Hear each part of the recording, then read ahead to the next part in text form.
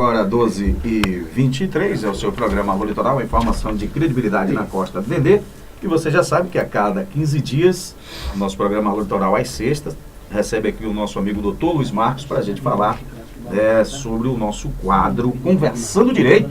E hoje a gente vai conversar direitinho mesmo, como se diz aí no popular, a respeito de um assunto que incomoda muita gente e muita gente também não sabe nem o que fazer. Luiz Marcos, boa tarde. Boa tarde, Zito. Boa tarde, ouvintes da Litoral, especialmente da nossa grande querida Ituberá. E vamos ao nosso quadro, o primeiro quadro de 2015. 2015, exatamente. Exatamente. Inaugurando 2015 com esse assunto aqui, que fala sobre os crimes de calúnia, injúria e difamação, né? São aí, inclusive, esses crimes causadores de frequentes dúvidas profissionais da área jurídica, que muitas vezes acabam fazendo confusão entre esses crimes. E de que forma, Luiz, a gente pode dissertar a respeito para elucidar um pouco as dúvidas das pessoas a respeito desses crimes? Então, Zito, antes de conceituar propriamente cada um desses crimes, é importante a gente entender a importância da proteção legal na esfera penal. O que é que a lei pretende com isso? Então, a lei pretende defender a honra, né, do cidadão, das pessoas, e a honra em dois aspectos. O primeiro aspecto objetivo, que é a forma como o outro nos olha, né, como as pessoas nos olham. E um segundo aspecto, que é o aspecto subjetivo, que é como nós nos vemos, o nosso amor próprio, como nós nos vemos. Então, feita essa consideração, vendo que na esfera legal e penal visa defender a honra, o crime de calúnia, que é o primeiro que nós podemos falar aqui, ele está previsto no artigo 138 do Código Penal Brasileiro. E qual o conceito desse crime? O que é que significa esse tipo de crime? Então, ele consiste em atribuir falsamente a alguém a responsabilidade pela prática de um fato determinado, e esse fato determinado, mas que seja considerado como crime. Então, para que exista o crime de calúnia, a prática do crime de calúnia, são necessários 3 requisitos. O primeiro dele é que alguém vai imputar um fato a outro. O segundo dele é que esse fato imputado, ele seja considerado pela legislação brasileira como crime. E o terceiro é que esse fato imputado seja falso. Então, dando um exemplo. Então, A diz que B roubou a moto de C. Então, nesse caso, se o roubo foi verdadeiro, ou seja, se B roubou a moto de C, não há que se falar em crime de calúnia, porque faltou um dos elementos. Ou seja, qual foi o elemento? A falsidade do fato. O fato imputado foi verdadeiro. Então, não há que se falar em crime de calúnia. Agora, se B realmente não roubou a moto de C, aí se constitui o crime de calúnia, porque você está imputando um fato criminoso a alguém de um fato que aquela pessoa não cometeu. Então, esse seria, a grosso modo, o conceito do crime de calúnia. O crime de difamação, por outro lado, ele está previsto no artigo 139 do Código Penal Brasileiro e consiste em atribuir a alguém fato determinado ofensivo à sua reputação. Observe que há uma diferença entre o crime de difamação e de calúnia. Na calúnia, você vai atribuir um fato que é qualificado como crime. No crime de difamação, esse fato que você atribui ao outro necessariamente não deve ser qualificado como crime.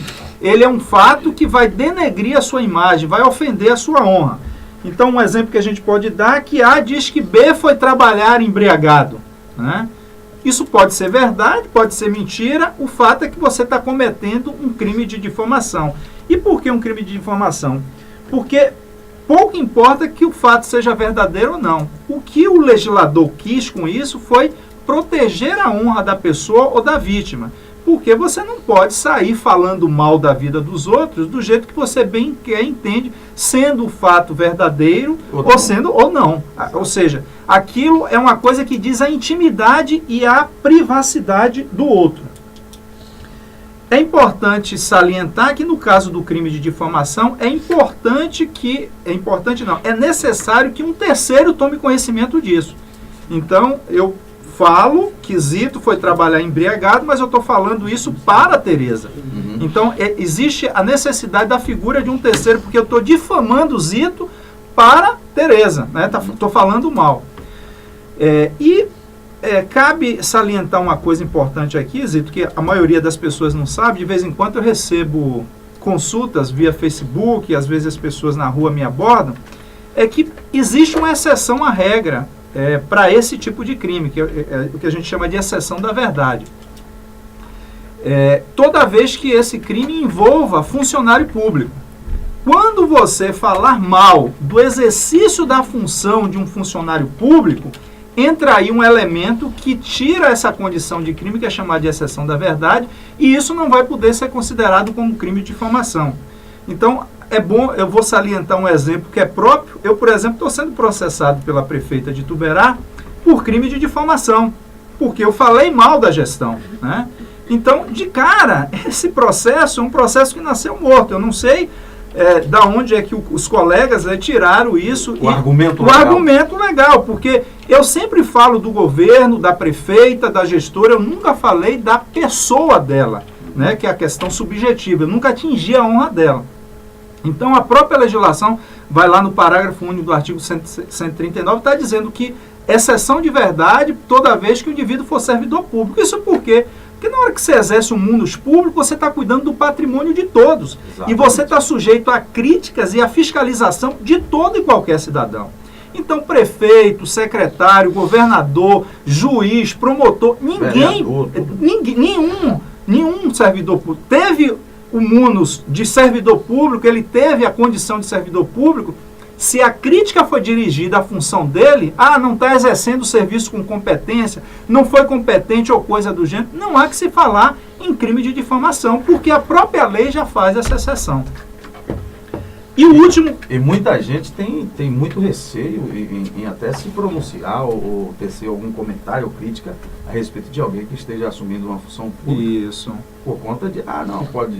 É a lei do mais forte sobre o mais fraco, isso não existe mais. Exatamente. Eu vou dar um outro exemplo. Eu advogava para uma prefeitura onde um servidor público fez uma crítica ao prefeito por conta de desvios de recurso que estava sendo denunciado pela CGU, não sei o quê. Só que ele cometeu a infelicidade, isso no Facebook, de no final chamar o prefeito de corno, né? Então, quando ele falou o corno do prefeito, aí ele saiu da esfera pública, ou seja, até então ele estava falando da função do prefeito. Exatamente. Mas na hora que ele diz que o prefeito é corno, ele atinge diretamente a honra subjetiva do prefeito, da pessoa do prefeito, que não tem nada a ver com a função pública. Perfeito. E não só do prefeito, mas também da esposa dele. Então, nesse caso, sim, eu até fui advogado do prefeito, nós entramos com uma queixa-crime por difamação e também entramos com ação de danos morais contra essa pessoa. Então é bom diferenciar a crítica. Se você está criticando a função que o indivíduo exerce na condição de servidor público, isso não é difamação. Mas você atinge diretamente a honra da pessoa, né, de repente chamando de ladra ou de ladrão, né, ou enfim, coisas que atinjam pessoalmente a pessoa, aí vai se constituir num crime de difamação. Em relação à injúria?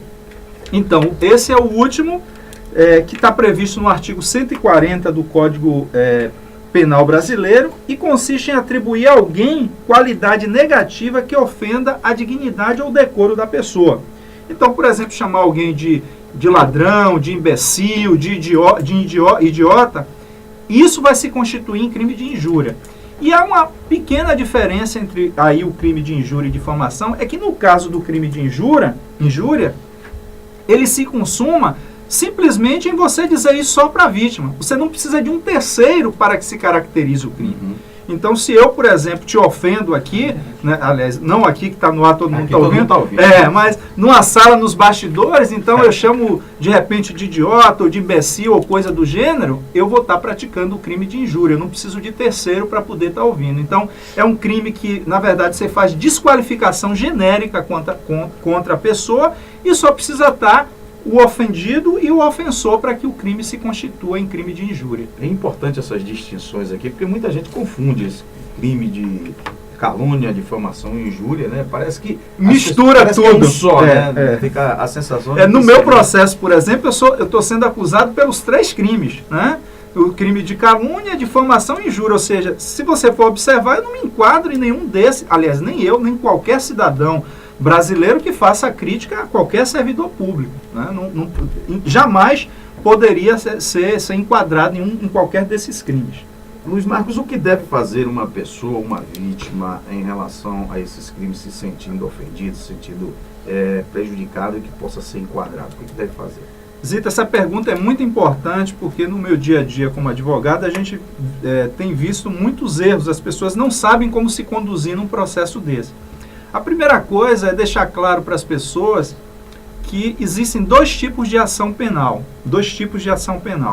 Um é a ação penal pública e outro é a ação penal privada. O que é a ação penal pública? São aqueles crimes em que só o Ministério Público pode denunciá-los para a Justiça. Por exemplo, os crimes contra a vida e contra o patrimônio. Um assassinato, um assalto, um furto, um roubo. Você não pode constituir um advogado e ir lá e denunciar um indivíduo para a Justiça. Só o Ministério Público pode fazer isso. Então, por isso que existe a figura da delegacia, da Polícia Civil, que é a Polícia Investigativa, que apura, manda para o Ministério Público analisa se houve crime e denuncia.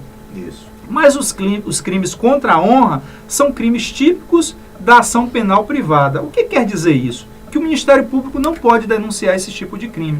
Só a vítima é que tem o direito de se manifestar buscar o judiciário para poder denunciar o indivíduo. Então, nesse caso, o indivíduo que sofreu um desses tipos de crime, ele deve primeiramente contratar um advogado, buscar o judiciário para poder, mediante as provas que ele tiver, lógico, para poder ele entrar com a queixa-crime no judiciário. Queixa-crime é a denúncia, no caso da ação penal pública, é a denúncia do Ministério Público, e no caso da ação penal privada, a gente chama de queixa-crime, é um nome técnico que se dá, que o indivíduo entra na justiça dando conhecimento ao juiz de que ele sofreu um desses crimes, caracterizando, dando o endereço do ofensor, dizendo quem é o ofensor, essa coisa toda, para que o ofensor seja chamado a juiz, para que o juiz ouça mediante as provas e no final condene ou não o indivíduo. E aí mais um alerta. Quando o indivíduo sofreu um desse tipo de crime, eu não recomendo procurar a delegacia. Por que eu não recomendo procurar a delegacia? Porque, como eu disse, essa ação é uma ação tipicamente privada, ela não é ação penal pública. Então, se você procura a delegacia, o delegado vai chamar as pessoas, vai ouvir tudo direitinho e depois vai encaminhar isso para o judiciário. Chegar no judiciário, o juiz vai convocar você e o ofensor, a vítima e o ofensor, e lá vai mandar você constituir o advogado para você fazer isso que eu estou dizendo agora. Então, uma perda de tempo. Perda de tempo. Então, se você já constitui um advogado e entra de imediato na justiça, você economiza esse tempo de delegacia. E lembrando o seguinte, que no caso desses crimes, eles prescrevem em 6 meses. Então, a partir da data do fato, você tem até 6 meses para poder ingressar com ação contra o ofensor. Se passar esse tempo, acabou. O crime prescreveu e você não tem mais como reclamar isso, não tem mais o que fazer. Agora, decidindo entrar com ação na justiça dentro do prazo legal, tudo direitinho, que tipo de prova a vítima pode utilizar para comprovar que houve realmente o crime? Então, esse é um dos grandes problemas desses 3 tipos de crime: o crime de calúnia, injúria e difamação. As provas mais comuns, aliás, a prova mais comum é a testemunha. Geralmente, quando isso acontece, quando é terceiro, o crime de difamação ou a calúnia, você geralmente tem um terceiro que ouve isso. Quando é injúria, fica mais difícil, porque é você e a outra pessoa. Então, você pode estar utilizando a testemunha e você pode estar utilizando também outras provas, gravações, filmagem. Hoje todo celular filma, hoje todo celular faz gravações, você pode estar fazendo isso. E você pode printar telas de computador se de repente a ofensa foi via Facebook, foi via e-mail, coisa do gênero. Lembrando que neste caso, só a prova de você printar a tela não vai servir. Você vai precisar de um outro elemento, que é a testemunha, ou que a gente chama de ata notarial. O que é a ata notarial? Se você printou uma tela, você pode levar o computador até um tabelionato e lá ele vai dizer que está vendo na tela do computador uma publicação que ofende a sua... E ele vai descrever tudo nessa ata notarial. Esse é um documento que só pode ser contestado judicialmente. Então, é um documento que vai servir de prova para você ingressar com o processo. Aí você não precisaria da testemunha. Por quê? Porque corre o risco do indivíduo fazer a ofensa via internet e depois ele ir lá e apagar. Então, na hora que você tomou conhecimento, ou você leva uma testemunha para confirmar de que aquilo foi publicado, ou então você procura um tabelião de notas para fazer uma ata notarial e ele dizer, olha, em tal data eu vi que foi publicado na página tal, e ele faz uma descrição de tudo e aquilo vai servir de prova para você ingressar na justiça. Luiz, nós temos aqui a participação da Jaine Leles. Ela está dizendo, boa tarde, pessoal. Gostaria de fazer uma pergunta ao doutor Luiz Marcos. Ele está dizendo que tem uma cunhada que sai difamando ela, dizendo coisas que ela não fez, e sempre vem alguém para dar essa informação para ela. Ela está perguntando se ela pode processar por difamação. Seria o caso de difamação? Isso. Se ela tiver atribuindo a ela um fato que seja criminoso, vai ser crime de calúnia. Isso. Se tiver atribuindo a ela um fato que não seja crime, né, por exemplo, de dizer que ela de repente está pegando o namorado de outra, ou o marido de outra, ou coisa do gênero, isso é difamação. Então ela pode, aí ela precisaria de uma testemunha, ou de uma gravação, ou de uma filmagem, e entrar com um processo de difamação.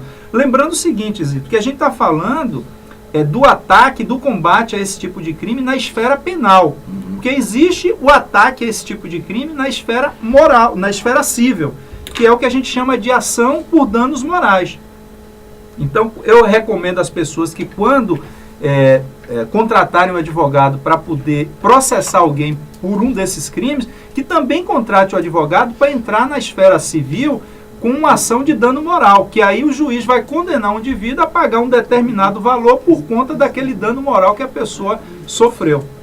Agora, Luiz, chegando à conclusão de que realmente houve esses crimes, com a pena para um processo, para uma pessoa que for condenada nesse caso? Então, aí vai variar. Se o crime for o crime de calúnia, você vai ter detenção, que é a prisão, de 6 meses a 2 anos e multa. Então o juiz, a depender da gravidade, né, de como a coisa se deu, o juiz ele vai aplicar uma pena de detenção que varia de 6 meses de prisão a 2 anos e mais uma multa. Se o crime for de difamação, aí já reduz, vai ser de 6 meses a 1 ano. E se o crime for de injúria, aí vai ser de 1 a 6 meses ou multa, né? Não é e multa, é ou multa. O juiz vai aplicar uma coisa ou outra. Lembrando que, no caso da injúria, o juiz poderá deixar de aplicar a pena se ficar comprovado de que a vítima provocou o ofensor, ao ponto dele ficar nervoso e elevar o estado emocional e injuriar o outro, ou da retroação, que é quando, na verdade, você comete uma injúria contra o ofensor, o ofendido, e o ofendido retribui a injúria para você. Então, houve uma troca aí. Então, nesses casos, o juiz ele não vai aplicar a pena. E lembrando mais ainda, como esses crimes são crimes de menor potencial ofensivo, ou seja, são crimes que condenam o indivíduo à prisão a tempo menor do que 4 anos, ninguém vai preso por esses crimes. Então, geralmente, o juiz converte essas penas no que a gente chama de pena restritiva de direito. Então você vai prestar um serviço à comunidade, vai pagar uma cesta básica para alguma família carente ou para alguma instituição. Então, em tese, você termina não sendo preso. Luiz, nós temos outra pergunta aqui, diz respeito ao funcionário Carlos Pereira. Está dizendo aqui, boa tarde, doutor Luiz. Se um funcionário público passa uma rua e uma pessoa lhe chama de preguiçoso no meio de várias pessoas, o que pode ser feito? Bem, aí quando você chamou um indivíduo de preguiçoso na frente de várias pessoas, você está cometendo um crime de difamação, porque você está atingindo diretamente a honra da pessoa, né? Agora, se você diz que o indivíduo ele não exerce com o tempo devido à atividade dele ou coisa do gênero, aí já é uma outra coisa, mas não produz o que deveria? Não produz, você não é produtivo no serviço, aí tudo bem, você está falando. Mas quando você fala preguiçoso, é um fato que denigre a imagem do indivíduo e atinge diretamente a honra e a intimidade da pessoa. Passa a ser pejorativo o tempo, porque você não está falando só da questão do serviço público, você está generalizando. Né? Então, nesse caso, é difamação, sim. Significa dizer que eu posso ser preguiçoso no serviço público, mas se eu tiver uma prestação de serviço particular, eu posso ser muito bem produtivo? Sim, claro. Sem sombra de dúvida, né? E uma outra coisa importante salientar, Zito, que apesar de você não ser preso nesse tipo de crime, ser condenado a pagar uma cesta básica ou prestar serviço à comunidade, se você for condenado efetivamente, você perde um elemento importante para a vida do indivíduo na esfera penal, que é a condição de réu primário. Né? que é uma condição que lhe dá, por exemplo, o direito de responder processo em liberdade, lógico que atrelado a outros requisitos. Pois é, Luiz, eu espero que a gente tenha, inclusive, esclarecido muitas coisas a respeito desse assunto, principalmente a dúvida entre esses 3 crimes, porque muita gente realmente faz uma confusão muito grande e acaba, às vezes, entendendo que passa a ser um crime só, mas calúnia, difamação e injúria são crimes diferenciados, né, que têm penalidades diferenciadas também, em condições totalmente diferentes à vista do direito. Luiz, a gente gostaria de agradecer mais uma oportunidade de a gente estar aqui conversando a respeito de direito, esclarecendo e prestando serviço, né, para a nossa sociedade aqui da região, do Brasil e do mundo, porque hoje internet a gente vai no mundo inteiro. Aí. É verdade, Zito. Bem, assim, eu quero agradecer a audiência de algumas pessoas que têm, né, encontrado com a gente, e, enfim, são ouvintes assíduos do nosso quadro. Exatamente. Fátima Enoir é uma das ouvintes assíduas. Ciro, né, um jovem, um adolescente, filho da professora Verinha, não perde o nosso quadro. Né? Valdomiro Oliveira já me parabenizou pelo Face. Valdirene da Cesta do Povo tem encontrado algumas vezes comigo. O Elvis Santos, o Daniel do ônibus. E a comunidade, de uma forma geral, que tem prestigiado muito, ouvido o nosso programa, elogiado, né? Que bom. Isso tem sido muito importante e motivador para a gente. E a gente tem um próximo encontro no dia 21. E aí, Zito, eu queria negociar isso com você, porque o próximo encontro, em verdade, 21 é uma quarta-feira, seria dia 23, salvo engano. Só que dia 23 eu não vou estar aqui, vou estar viajando. Pronto. Então, se o espaço do programa estiver aberto nessa quarta-feira de 21, a gente vai antecipar programa da sexta para a quarta-feira. Vamos fazer na quarta, então. Lembrando que os temas que vão ao ar, aliás, vão para a enquete, né, que a gente vai estar publicando no Face hoje, continua nepotismo, que foi da última enquete que foi feita, né, que é a questão de emprego de parentes no âmbito dos 3 poderes, direito da criança e adolescente, e um tema que está bastante atual, né, que as pessoas têm discutido muito e às vezes não entendem muito o que é o assédio moral, que é a exposição do trabalhador ou da trabalhadora em situações humilhantes e constrangedoras, repetitivas e prolongadas dentro do ambiente de trabalho. Então, são esses 3 temas que nós vamos estar colocando a partir de hoje no Face, para que as pessoas possam escolher e servir de base do tema do nosso próximo programa, que irá ao ar no dia 21 de janeiro de 2015, nosso 2º programa do ano. Pronto, doutor Luiz, muito obrigado mais uma vez por estar aqui conosco, conversando a respeito de assuntos tão importantes no âmbito do direito, e tenho certeza que a gente tem feito a diferença na vida das pessoas, porque a informação hoje é tudo. É verdade. Tem mais perguntas, Marquista? Dá tempo a gente fazer mais uma? O programa hoje está aquecido, pessoal. Né?